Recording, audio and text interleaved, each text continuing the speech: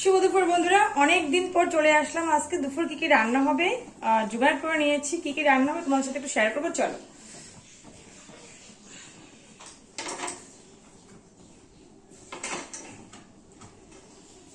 খুব রোদ আসছে। চলো কি কি জোগাড় করেছি তোমাদের সাথে একটু শেয়ার করি। চলো, প্রথমে দেখিয়ে দেবো। আজকে কিন্তু দেখো এখানে করেছি শস্য শাক। লবণ দিয়ে ভালো মতো কিন্তু আমি মেখে রেখেছিলাম। জলটা ঝরার পরে একটু করে জাস্ট সিদ্ধ করে নিয়েছি। না সিদ্ধ না করলে কি হয় জানো, ডাটাগুলো যে আছে সরষে শাকে সেগুলো কিন্তু খেতে ভালো লাগে না, একটু শক্ত শক্ত থেকে যায়।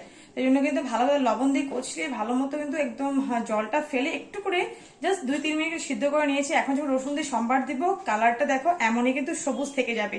আর শাক যখন থালে নেওয়া যায়, যখন সবুজ কালারটা না থাকে খেতে বন্ধুরা একদম ভালো লাগে না। শাকের ভিটামিনটা থাকে না। তো সব শাকে কিন্তু আমি প্রায় এইভাবে এই প্রসেসই করে কিন্তু বানাই। আজকে এখানে দেবো একটু পেঁয়াজ, একটু করে দেবো এখানে কিন্তু রসুন সম্বার দিয়ে করবো শস্য শাক। সরষে শাকটা কিন্তু আমাদের শরীরের জন্য খুব ভালো। তো চলো, প্রথমে দেখে তোমাদেরকে শস্য শাক, আর সাথে আজকে হবে সিম্পল রান্না বাড়া। আর সাথে হবে দেখো এখানে পটল ভাজি এখানে করে নিয়ে ছেলে মেয়ের জন্য আলু ভাজি চাকচাক করে। ওরা খুব ভালোবাসে ছেলে মেয়ে খেতে, এই আলু ভাজিটা খেতে ওরা খুব ভালোবাসে।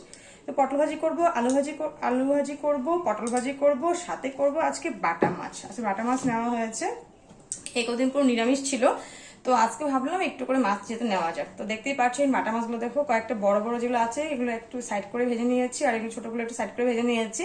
তো এখানে কিন্তু ধরতে গেলে কিন্তু মাছ একটা কিন্তু দুপদের রান্নাটাই হবে। তো বড় মাছের রান্না কি দিয়ে হবে তোমাদেরকে একটু বলবো। বড় মাছ রান্না হবে দেখো এখানে এখন বাজারে নতুন বাড়ি হচ্ছে শীতের সবজি শিম মূলা, দেখতেই পাচ্ছ। তো নিয়ে নিয়েছি শিম মূলো আলু নিয়ে নিয়েছি। তো এটা পাতলা একটু ঝোল করবো।